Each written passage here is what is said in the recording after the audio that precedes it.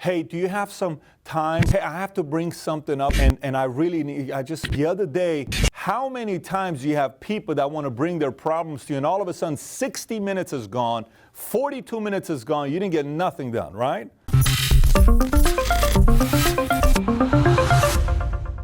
Valuetainers, on last week's episode, I gave a challenge saying the first person that answers the question of the video, why the rich keep getting richer, who was the richest man on Forbes 400 list in 1982?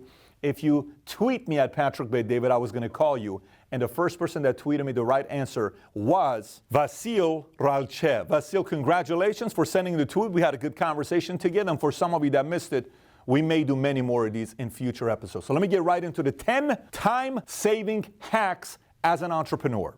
A lot of you guys comment below on every single video and say, Pat, I want to see you have Jordan Peterson. I want to see you have Elon Musk. I want to see you have Jeff Bezos. Listen, they don't see those comments on YouTube, but they do see it on Twitter. So here's what I want you to do.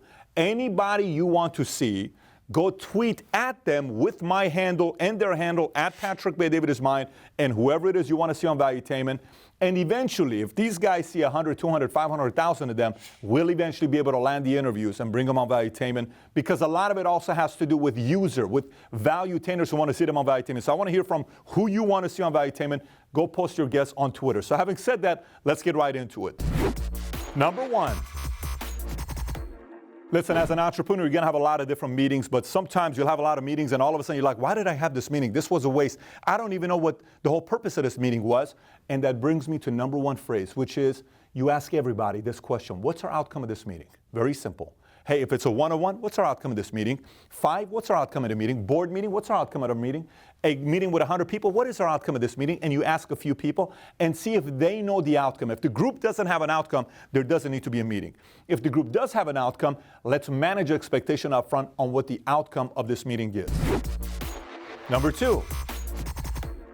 A lot of times people will come up to you, they'll call you, and you'll pick up a call because it's maybe an executive or an important person you're working with. It's a VIP contact that you have, whoever it is, in your company, a partner or vendor, or they'll come to your office and they want to call you. Right off the bat, if you're doing other things, this is how you answer the phone. Hey, John, brother, this is great that we're talking. I got a question for you. Is this a 5-minute conversation or a 15-minute conversation? Pat, this is a 15-minute conversation. Perfect. I don't have 15 minutes right now. Can we schedule this for later on today to have 15 minutes? We certainly can. I'm available at 6 p.m. tonight, Central Standard Time. Are you? Yes. Put it in your calendar. I'll call you at 6 and I'll give you 15 minutes of my time. No problem. Thank you. Click. Done. So let me tell you what the other person is thinking about. The other person is saying, wow, this person respects and values their time. When they call you at 6 o'clock, they're not going to waste your time. They're going to go 15 minutes because you made it very clear. Is this a 15-minute conversation or a 15-minute conversation? And by the way, the more you do that, the more of your employees and executives are also going to be doing that with their teams, and they're going to say, is this a 5-minute conversation or 15-minute? So not only are you saving time, everybody else on your team is saving time. Number 3.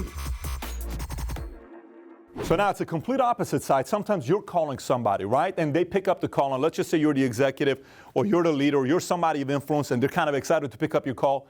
And you say right off the bat, hey, John, I know you're busy. I only have 5 minutes. I just want to address one thing with you. Do you have 5 minutes for this? Yes. So here's what's on my mind. They already know it's a 5-minute conversation.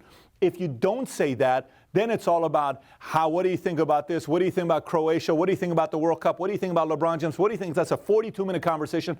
It could have been a 7-minute conversation. You're done. You're off the phone. Okay? So when you call someone, let them know. I only need 5 minutes of your time. Great. Let's get right into it. Number 4. So sometimes you'll have somebody that walks into your office or they'll call you. You're picking up the phone, you're talking to them, and they ask you a question or make a request, and you really want to help them out.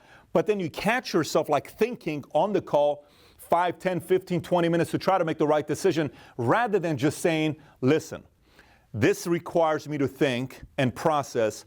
Let me get back to you this afternoon at 4 o'clock, or let me get back to you and sleep on this.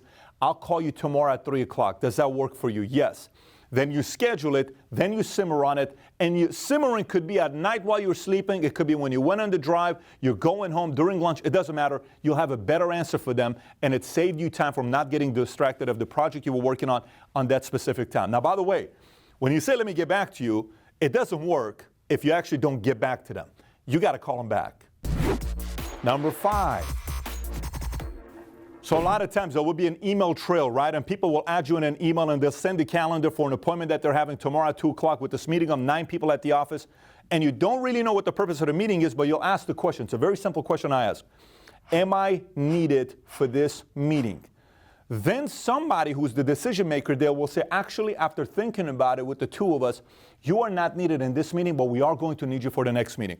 No problem. You just dismiss yourself from a 1-hour meeting that everybody will have, and they'll come back to with issues that you need to process with them.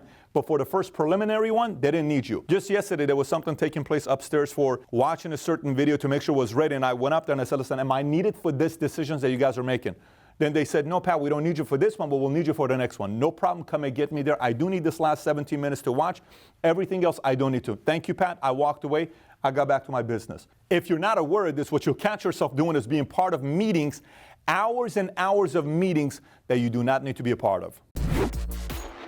Number 6, you'll have a strategy session and you're sitting there and no one can come up with the answer or the solution, right? I just don't know what we're going to do. What do we do about this? So everybody goes, I think we should do this. I think we should do, I don't know. I'll get right to the question. I'll say this. Who do we know that has the right answer to this question? Oh, who do we? John.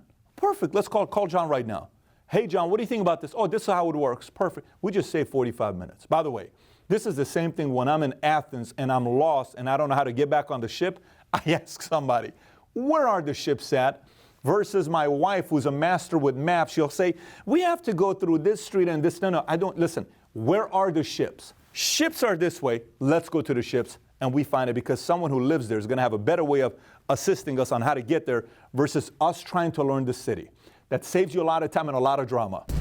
Number 7.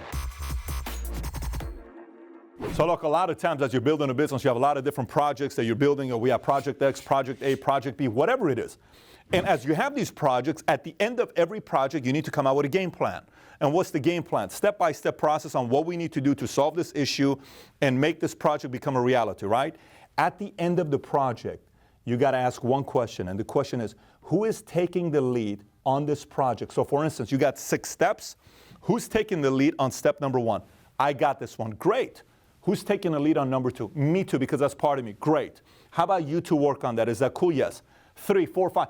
If you don't do that, then everybody feels committed to every single project rather than people saying, this is my responsibility, this is my responsibility. And then at the end, you ask the one question that I asked earlier, which is what? What do you need from me in this project? Pat, we need you for X, Y, Z. Perfect. I can't do this. I can do this. I will commit to this. No problem. I can't do this because I think she will do it better than I will do it. She's the expert in that area. Fair enough. Thanks, guys. Boom. You step away. So the question is, who is taking the lead on this step of the project before you finish the strategy session that you had on a project that you're working on? That'll save you a lot of time. Number 8. So you're in a boardroom. You're trying to overcome something. You have some issue, a crisis, something, whatever that's taking place that's come up, right? As you're going through step by step of processing this issue, you've either hit a wall or you've already solved it and processed the issue, but people are still talking. So you have to ask a simple question. Are we done as a team processing this issue? And this is typically what will happen. Everybody will go like this. I think so. Are we? I think we're done. We're done. Okay, cool. Perfect. Thanks, guys. We're good to go. Everybody knows what to do after here. Great meeting, guys. We'll see you guys. Boom. And then you get to work, right? That question right there stops everybody. Everybody looks at each other. Boom. We get up. We get back to work, whatever we're working on. But that meeting is done with. Number 9. So many times you'll have a lot of people that are constantly asking questions from the home office. So they'll call the headquarters. How does this work? How does that work? How does this work? How does that work? Rather than creating a CRM, like for instance, we spent over 7 figures on an app that allows me to have geo-conference that a message, we have 7,000 agents nationwide. I can't direct a message to everybody. This geo-conference allows me to send a message to any zip code, 50-mile radius, 100-mile radius, and everybody there gets it, right? And allows me to have a timer on there where the message disappears in 6 hours. So everybody has to read the message. So having a CRM, a communication platform where people in different departments can get updates on what's going on. So at any given moment, I can go and say, what's going on over here? This relates to me because it's my department. Got to check. I'll move on and go back to what I was doing. So look, as you grow, and eventually you're going to have a lot of different departments that's running the business, right? Compliance, sales, back-end support, customer service, customer retention, finance department. You have all these different departments. But before you have all these different departments, you may be running a team of 3 people, 4 people, 5 people. For us at this point, we bought a multi-7-figure app that we designed only for us that communicates, that's got so much security in it, that's insane, and it's got different departments, different level leadership. Because a lot of times, if one department is distracting another department, that department is dealing with an issue that's none of their business, but these guys are bothering them. They're focused doing their part. So you have to figure out a way to get the messages amongst each department to them. So how do you do that at your level? Maybe you're not a $1 billion company now. Maybe you're not a $100 million company now. Maybe you're just starting out, you're $100,000 your business. You create certain communication groups like a GroupMe or a CyberDust or a text or a certain communication that you can do collectively, the team can in that department collectively, for them to know exactly what's going on with the updates. And then as you grow, these communication platforms are going to get bigger and bigger and bigger, and eventually you will also probably have your own proprietary communication tool you use to save you a lot of time. And number 10. So a lot of times when you're new, your employees need education, and you're the one that's educating everybody because you know what you expect from people. So you'll sit with an employee 42 minutes here, 38 minutes here, another 48 minutes here, and you'll find yourself saying the same thing to 50 other people, right? And by the way, I am all about face-to-face, one-on-one orientation with new people to get them acclimated. You can't just say, watch this video and that's it. There's got to be a human being that's sitting there talking to them. But in order to really scale, you need to have an educational system in place. And here's what I mean by that. We created an educational system very similar to Valuetainment. Valuetainment, a big part of it was a lot of people kept asking me questions.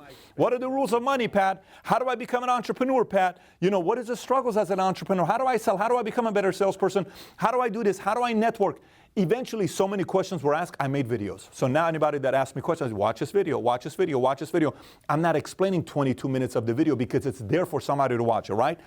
That same principle was used with our company way before Valuetainment came out. And so if you're watching and saying, well, Pat, how do I do it? Do I put the videos on YouTube? If you put it on YouTube, and let's just say you have a password-protected website where you just want your employees to see, you don't want it to be open to the public, then you can use YouTube, even if it's an unlisted video, because it can be shared. But you can use Wistia, which allows you to put the video and embed it on your website. And the only way I can see it is based on the password, login, all that stuff I got to go through, but it's your video. And you spend $100, $200 a month with them, depending on how much bandwidth you have. But having an educational platform with your business, no matter how big or small you are, that can give you hundreds, if not thousands of hours that gets back to you instead of having to train everybody. So if you're watching this and saying, man, I'd love to have a system on how to process issues, Pat, you were talking about how you process issues in board meetings and all this other stuff. I've been asked that question so many times that eventually Simon & Schuster came and we did a big publishing deal together, and I'm working on my book right now on how to process issues. And the moment we're 90 days out of the book coming out, I will let you know. Stay tuned for that. But for everybody else that's watching this, some of you are saying, Pat, can we do another how-to video on this topic or that topic or this topic? And your comments get lost in translation because nowadays we're getting thousands of comments. Tweet me whatever topic you want to see as a how-to episode on Valuetainment at Patrick Bet-David. And if I haven't done it yet, and if it makes sense, we'll sit together and put that video for you so you can watch it on Valuetainment. And by the way, if you haven't yet subscribed to the channel, do so. Click on that subscribe button. We're getting so close to 1 million subs. I think we're like at 760 right now. Click on that button. We're like 240,000 subs away from doing the first live Valuetainment conference in the same room together. It's going to be insane, but it's 120 days after we cross 1 million subs. Take care, everybody. Bye-bye.